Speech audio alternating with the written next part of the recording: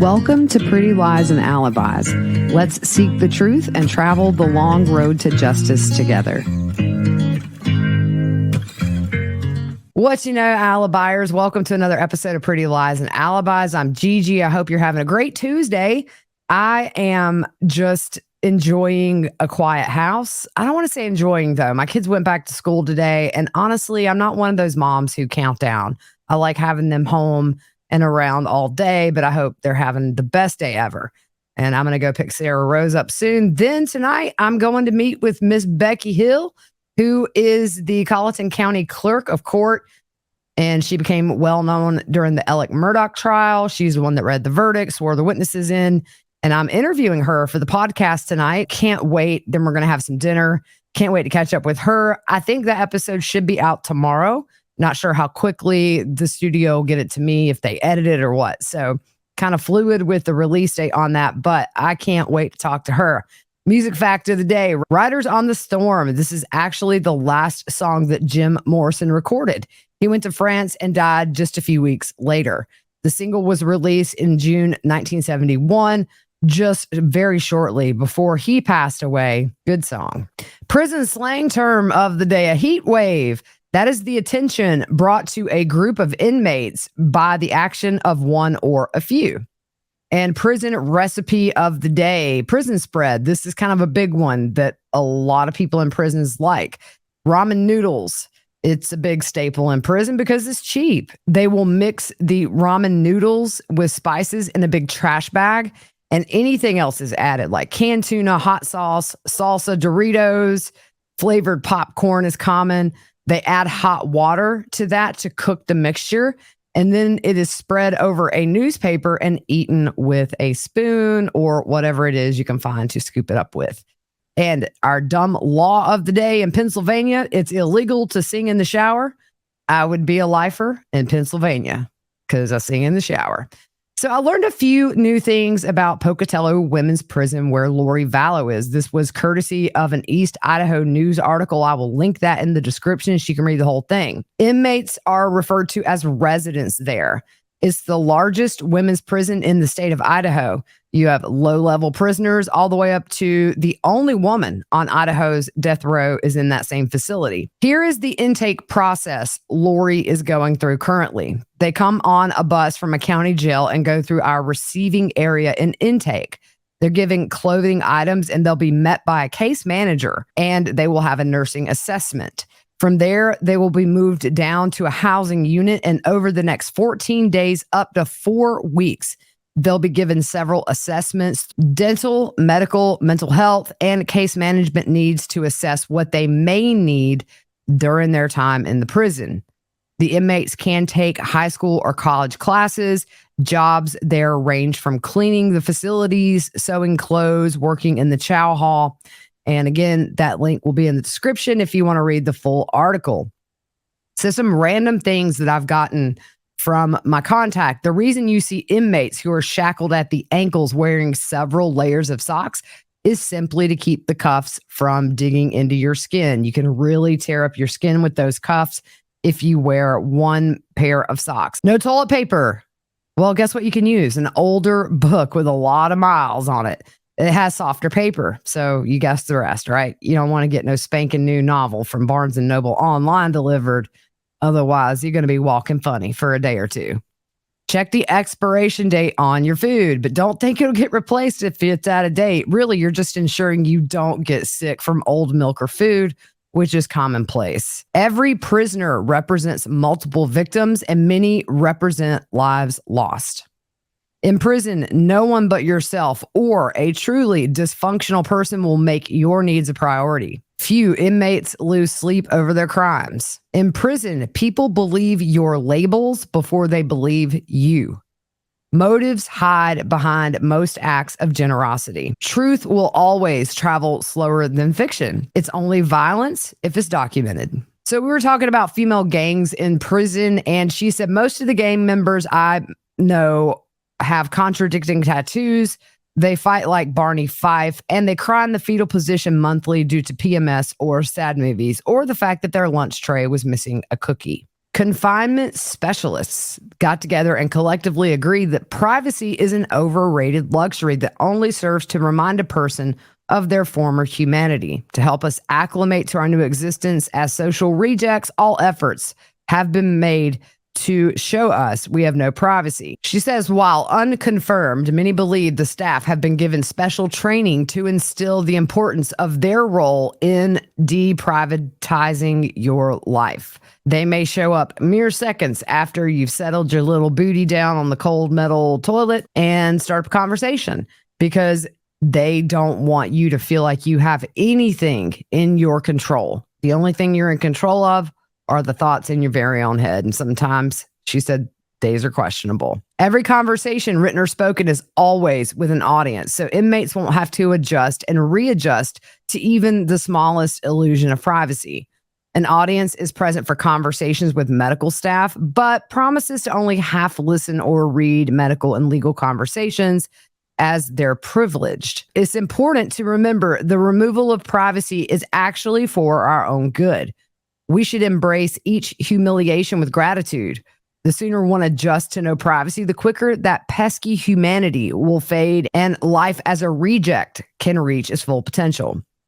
Life in prison and the death penalty are considered pretty much the same to inmates. So prison food, they did a study of former prisoners about prison food, and 75% of the respondents from a national survey among formerly incarcerated people say they were served spoiled or rotten food while in prison. 94% of survey respondents couldn't eat enough in prison to actually feel full. The majority of states, including Idaho, spend around $3 per day to feed one incarcerated inmate. The average yearly expense for feeding prisoners in Idaho, $7.2 million. And there's one state, which it didn't list, they spend $1 a day to feed one inmate. Chow Hall food. She said their food there is not so bad. You just have to get past the sight, the smell, the texture, and the taste. And then after that, it's kind of akin to gourmet Alpo. I cannot imagine any chef from the Food Network doing the things our chefs can with what I'm sure used to be edible ingredients. We can spread our soy burgers as smoothly as pate.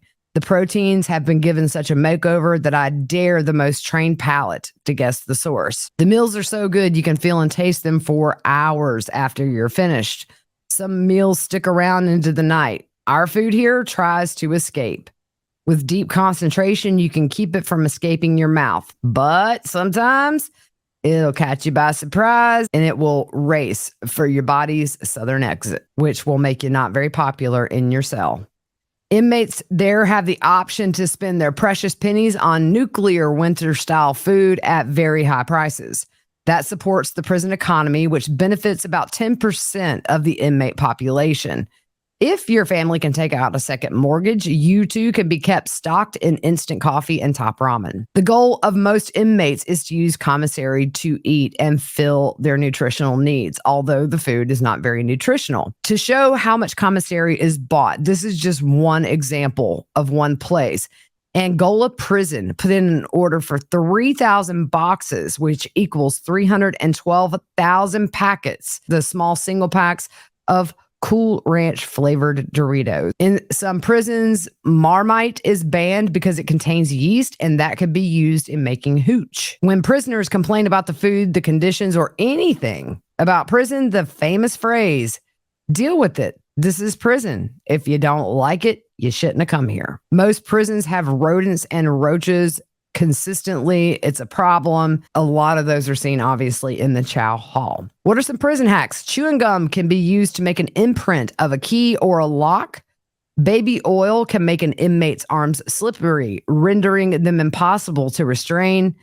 And maxi pads actually have a ton of uses. Sweeping the floors when you don't have a broom. Shoe inserts, if your shoes are a little worn out. They also can make your pillows more comfy. Now, what about some makeup? To make foundation, you can mix baby powder, lotion, and instant coffee grinds together. You can customize the color as needed. Lipstick, we know you can use Jolly Ranchers. You can also mix gummy bears, crayons, and petroleum jelly together to get lipstick. Skittles are often used to make blush, lipsticks, eyeshadow. For eyeshadow, you can crush up colored pencils, chalk, and baby powder to make eyeshadow. You can also make your own hair dye in prison out of conditioner, hot water mixed with powdered drink mix. The hot water helps the color of the drink mix penetrate the hair evenly, and the conditioner makes it an easier to use paste. Instant coffee can be mixed with Crystal Light to make a neutral colored lipstick, while Skittles mixed with hair grease can be used to color lips as well. Besides adding colors to lips, Crystal Light can also be used for blush. Prison cooking. The most common food inmates eat in prison is ramen because it's like $1 a pack. It's called crackhead soup because it is one of the cheapest things you can buy in the commissary. I'm not being derogatory saying crackhead soup. It's literally what they call it. How can prisoners cook from inside their cell? Well, one thing she sees is people buffing their metal bunks to smooth it. Then you can buy a hot plate from the commissary. Most inmates modify those hot plates due to the fact the thermometer keeps that hot plate from reaching boiling temperatures. You can take the thermostat off or rewire it to bypass the sensor. You can also make a stinger, which sounds super dangerous, but I guess there are bigger risks in prison than a stinger. But you need a metal light switch cover or a metal bar from the frame of a bunk. This just sounds like a bad idea. Wrapped with the live wire from an electrical cord, and a lot of times they get these from the exhaust fan in the bathroom. They sometimes use fingernail clippers, which would be broken apart. You would attach those to the positive and negative wires, and then you plug those into the wall. The fingernail clippers will get super hot. The stinger, which is a live wire, is put in a bucket of water to bring it to a boil. Sometimes they'll throw salt in there as a conductor to get that water boiling quicker. To heat something up or to bake it, they put it in a garbage bag and drop it in that boiling water. If you have a friend who worked in the kitchen, sometimes they can sneak some cooking oil, and you can fry anything, including fried chicken. I saw a video. Somebody was making fried chicken in one of these buckets with this stinger. Obviously, these are contraband. They oftentimes get confiscated. Also, if you smell up the whole unit with food, they're going to know you're cooking something. And there is an alcoholic beverage called Pruno you can make as well. It's made from fruit, bread, sugar, and water, and then you give it time to ferment. You can also distill it by using the stinger to get a rapid boil on that water and putting the hooch in a garbage bag and dropping it into that boiling water. Now, she has seen people use the plastic hose from a CPAP machine to allow the alcohol vapors to escape. As that vapor is escaping, you have someone pour ice water constantly onto the hose. That makes condensation. And that, my friends, is how you make prison moonshine. It's said to be super strong and a very quick way to get drunk. If you can make this, it's also very profitable for you in the pokey. Other inmates also get creative by making a stove out of an empty soda can and burning Vaseline. If you're really good at making prison food, it can be used to barter for things like cigarettes, which are the hottest commodity in prisons. Some ways people make money on the side in prison, they do haircuts. Lori might become the resident hair cutter, but I don't know. She hurt kids. Sounds like a lot of things are going to be limited for her due to that fact alone. You can get a tattoo in prison, cooking food, pressing shirts, buying up hot commissary items like coffee. Coffee typically gets sold out very quickly in the commissary. Of course, you mark it up, it will be bought up and you'll make some money. You don't actually have money in prison, but you've got power if you can do that. Consumer items such as clothes, shoes, and books aren't really a source of bartering in most prisons. Commodities like salt, grains, or sugar are things that are often bartered. Cigarettes are really kind of the main currency in prison, and the exchange rate when it comes to food, get this, a bag of 50 hot dogs, that'll get you 2 packs of smokes. Power is a rare thing in prison, and many feel the need to try to find some. Once they have a small position of power, that comes from being the anchor in a room or having a job using their skills or something of value. They will turn into monsters eventually, even the nicest ones. These power-grabbing prisoners will cause conflict because they expect you to acknowledge they are more powerful than you are. Others insist on demonstrating their power by flaunting their ill-gotten goods. or manipulating staff into performing a task that other prisoners know as proof of the prisoner's power and influence.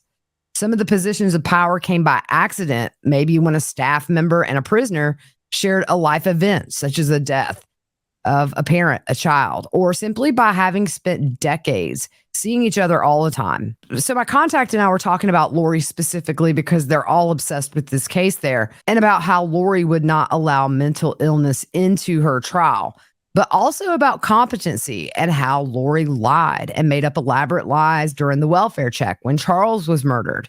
She said they have a lot of that there.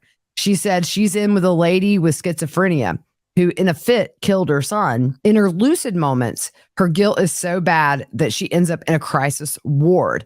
We were talking about the allocution that Lori gave at sentencing. They all watched that and thought that it was a bunch of baloney. But she said a lot of times prisons become storage facilities for the mentally ill who society wants or needs a break from. She says now she can handle a bipolar, paranoid, schizophrenic outburst against unseen forces that have become the third invisible cellmate. She can now dodge flying paper, shoes, cups, toiletries, all while making a cup of instant coffee. The most dangerous areas, obviously, the most populated, like the day room, the prison yard, the chow hall, where large groups are together. She has seen more violence in these areas than anywhere else. And most violence in prison revolves around intimate relationships and the problems you have with those. Disrespecting someone, even if you didn't intend to, because it really don't matter. If you disrespect somebody, whether it was an intentional or not, you're going to pay. Owing debt and not paying it, snitching, also drugs and alcohol. One word of advice she gives to new inmates: don't slump when you walk and don't walk too fast. To the experienced inmate, this could make you look weak and nervous and a prime target for many things. She said a common rule is to never, ever, ever listen to the advice you get in these prison groups, especially when it comes to altercations with people. You are taught to try and avoid physical conflict for obvious reasons, but it doesn't work. You can try, but ultimately you're going to be stalked and followed until you reach a breaking point. You have to fight when challenged. The reason you have to show others you're not a pushover and that you're going to get your knuckles bloody, even if you get your hiney beat. Otherwise, you will be seen as weak, you will be preyed upon and used and abused. Don't throw the first punch, and an absolute beatdown isn't necessary. Just sending the message, hey, try me, here's what's going to happen. If someone knows they're being targeted or a beatdown is imminent, they will line thick magazines, maxi pads, socks, or anything to cushion a blow. If somebody fears they're going to be shanked, thick magazines all around the torso area protecting those vital organs is usually what they will do. How do you make a shank? Well, we've seen in movies a million ways to make shanks, but there are some unconventional ways to make shanks in prison. I'm not telling y'all to make shanks if you're in prison, but shanks can be made from melting Jolly Ranchers in a single line of tin foil. You melt that, let it harden, you have a shank. The tops for disposable coffee cups can be heated with a lighter and molded into a cylinder shape. You dip that in cold water immediately, you've got a shank that will go through skin and muscle. She said, my bunkies have been gracious in sharing not just their body odor and drug-induced world philosophy, but also their world knowledge of criminal activities. My cell education has included how to properly pack a meth pipe, the importance of removing all air bubbles before shooting up, where to buy drugs, how to sell drugs, how to upsell a drug deal to include prostitution, the best places to shoplift, and so much more. Life here takes people to the edge. I often tell people if my toes were not curled up over the edge, I would fall over. The inmates who are just trying to survive and holds everything in eventually will crack. Whoever pushes their buttons may cause the other to act out physically against that person or self-harm. The reactions are not usually proportionate to what caused the outburst, but it's the price of being confined. It's a combination of their situation and sometimes a life of suppressing emotions. She said, this is how many lifers ended up in there. They suppressed. One day they just exploded. The number of people that suffered sexual abuse during childhood far outweighs the number of women in there who did not. And I think that is a sad reality because it's a cycle. It's rare for inmates to even know what day or date it is. She's resolved to herself that the crime in prison was a reflection of her failure as a daughter, a citizen, a friend, and a sister, as well as every other role she has ever been to anybody in her life. When she first arrived at prison, she wrestled with getting out of bed every day. She was already dreading, knowing that every day was not leading her any closer to getting out of there, and the only ride out of there would be in a coroner's van. Inmate jobs include porters, which are janitors, clerical work, teachers' aides, and the kitchens hire the most. They have table wipers, the line servers, cooks. In the central kitchen, you do the baking, the food prep, dock workers bringing in the deliveries. The Prison Industry Association, they have optical sections you can work in, textiles, construction, and assistant to disabled inmates. Pay begins at around 4 cents an hour and goes up to about $1 an hour for the max pay. She initially was not placed in a job. Those were reserved for people who were eventually going to get out of prison. Her roommate told her how she could earn things such as hygiene items, food, or clothes by doing prison hustles. We talked about this a bit yesterday. Things like washing people's clothes, being a drug mule. She could also sell any item she could steal. But the flip side of that, you get caught, you get stitches. When it was her laundry day, she would have to stay with her clothes or they would be quickly stolen. Lots of mischief from doing and selling drugs and everything in between. She started off by doing other people's laundry and some sewing to earn extra money. Some inmates have bonds with correctional officers after decades of being around each other. This can lead to rule bending and preferred treatment. While other inmates can get insanely jealous of this, they rarely act on that jealousy. The last thing you want to do is tick off the inmate who has bonded with a corrections officer. If you have hearings about your case while incarcerated and you do not go, it can take over a week to learn what happened at that hearing. The girl I know doesn't ever leave prison, even if she can, for a doctor's appointment because she does not want to see the outside world only to go back to prison. She said it's detrimental to her mental health knowing she just has to go back. The middle-class non-drug addicts struggle the most because there are fewer groups for them to fit into once they get to prison. They don't have a lot of financial support for commissary. If people aren't religious, they don't fit in with religious groups. There are religious groups in prison that go outside the norm, although I kind of doubt the Church of Chad is present in Pocatello. The religious groups do not like to be around the ones who drink and brew, and they don't like loud music, and they will let that be known. Medical care, she said their doctors look like Doogie Howser and approach patients like a short order cook does breakfast. To avoid abuse of medical services, the jail has standards for triage. Number 1, you got to submit paperwork. Number 2, priority is given to non-annoying inmates with money for the copay, then non-annoying inmates with no money. Next are emergencies, and then everyone else. The staff is well trained at weeding out non-emergencies. They are not swayed by hysteria or pleas for help. It's well known if you can't breathe, you can't talk. So if you're talking, you're breathing. The fact that you called for help using the intercom proves it's not an emergency. If you have an asthma attack, you better be as blue as a Smurf and unable to speak before you're going to get medical attention. If you got cut and you can't see the bone, try to hold off for the next shift. Paperwork is terrible when it comes to being seen by medical. Don't use pads or toilet paper to clean blood or press on the wound. That is not their intended use. Using state-issued items for anything other than their intended use leads to you being written up. Self-induced injuries, such as a concussion from beating your head against the wall, will not be considered an emergency unless you're unconscious. When you need help quickly, bypass the box and simply try using the toilet because a staff member will appear at your cell door momentarily in compliance with deprivatizing you. The worst prison job, the kitchen. Unless you like to steal, the pay is low, people are rude.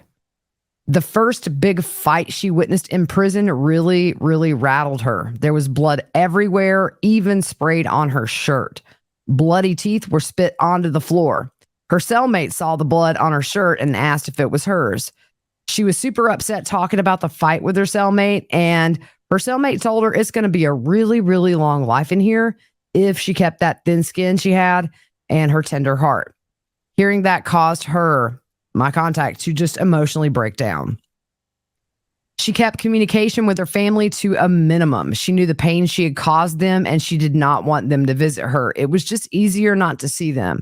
She also had a huge problem with the flack her family got simply because they were related to her and loved her. Outside in the main yard, they had a few options for recreation. They could go to the library, the gym, the recreational area had bleachers. There was a handball court and a basketball court. The most popular area was the walking track, which was all dirt.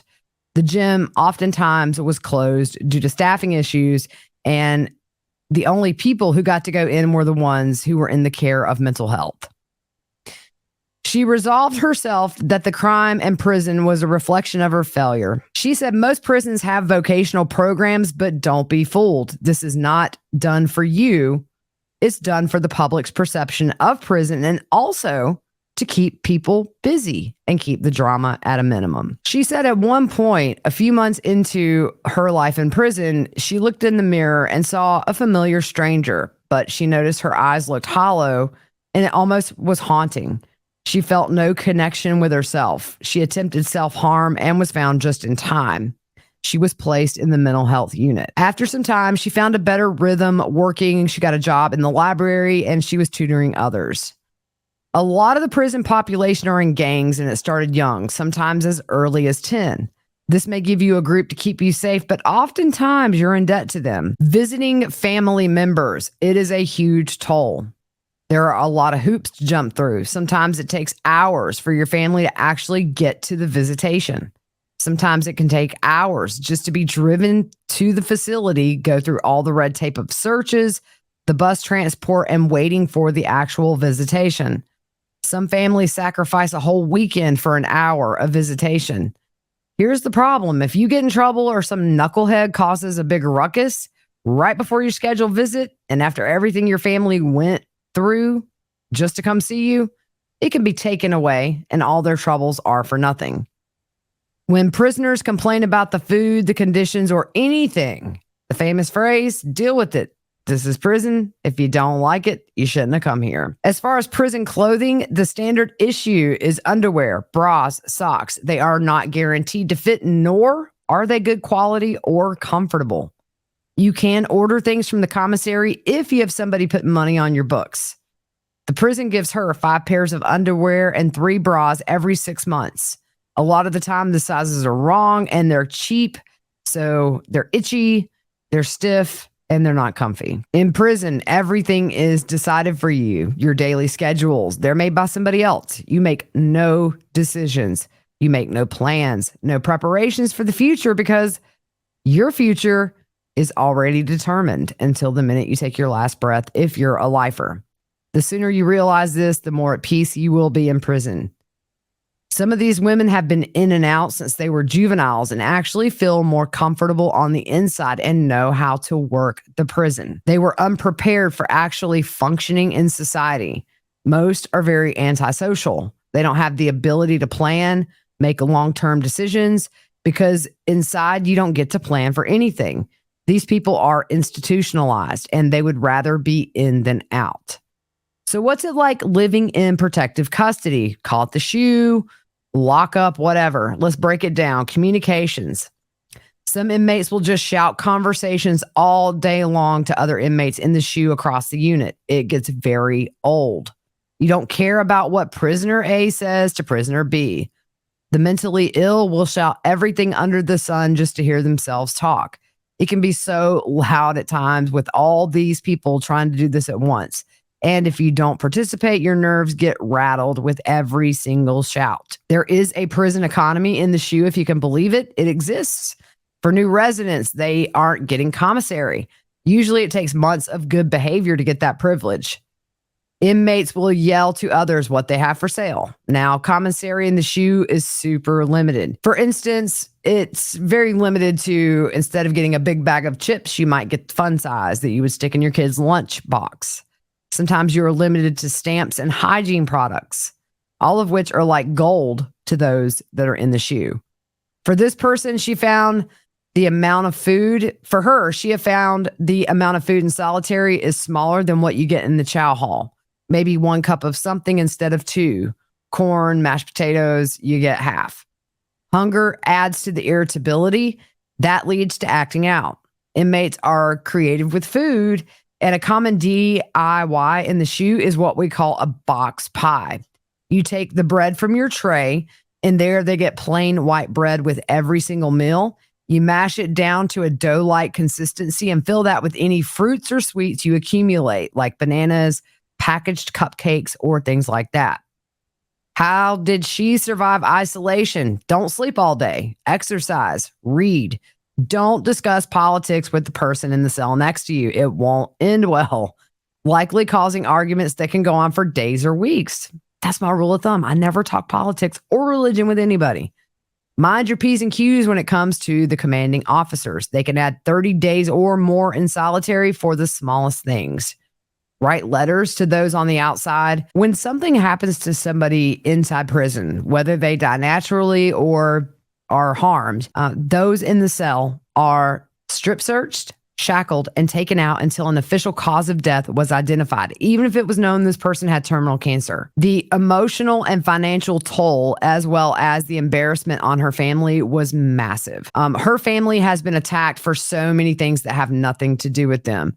If you are attached to a defendant in a big case, you are the lamb tied to the stake for internet trolls and people who think they have a right to dissect family members' lives from social media posts to their past, as well as their intentions having to do with small or big things. It really bothers her, and she says, I cannot protect friends and family from the privacy invasion that simply knowing me invites. As time passes in prison, you have a natural and gradual drifting away from those on the outside.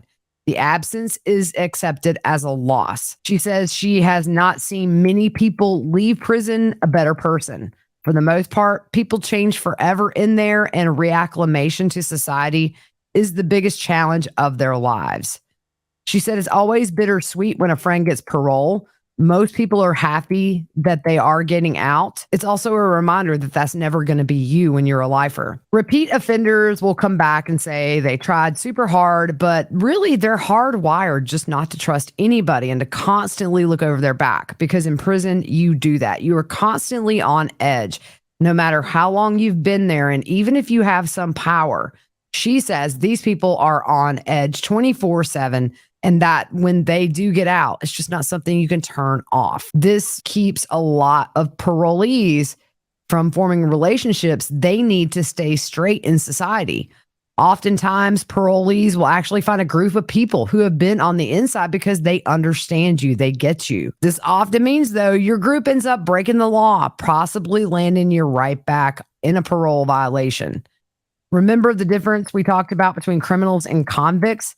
The criminals have no intention to change their ways, and getting in with these kind of people on the outside is a surefire way to get right back in. They were unprepared for actually functioning in society. This isn't every person who gets out. Obviously, some thrive and will take that second chance and run with it and can have success on the outside. But ultimately, I was asking her about what people are going to think about these beliefs that Lori has. And she said she's going to get mocked for them. They're going to be used against her. And she said that with this being a local case in Idaho, if they had TV, a lot of those women in that prison probably followed this case very closely. She said cases like this seem to intrigue prisoners, and especially the female population. A lot of them are mothers, and a lot of them are not in there for killing their kids. So it's not going to be pleasant for her. She said that Lori will spend the rest of her days constantly questioning every connection she makes, whether it's genuine or not. Mostly it will not be. And she will always have to look over her shoulder with the threat that somebody is just ready to strike because you killed your kids. So that's kind of it for this one. I wanted to do a little bit of the prison food and cooking and things like that. It's always interesting how creative that these inmates can get with what they do on the inside. there's a lot of YouTube channels, TikTok videos of these people showing how they do their cooking in prison. All right, guys, we'll see you soon. If you're on YouTube, don't forget, hit subscribe, hit that notifications bell, like the video, and we will see you soon.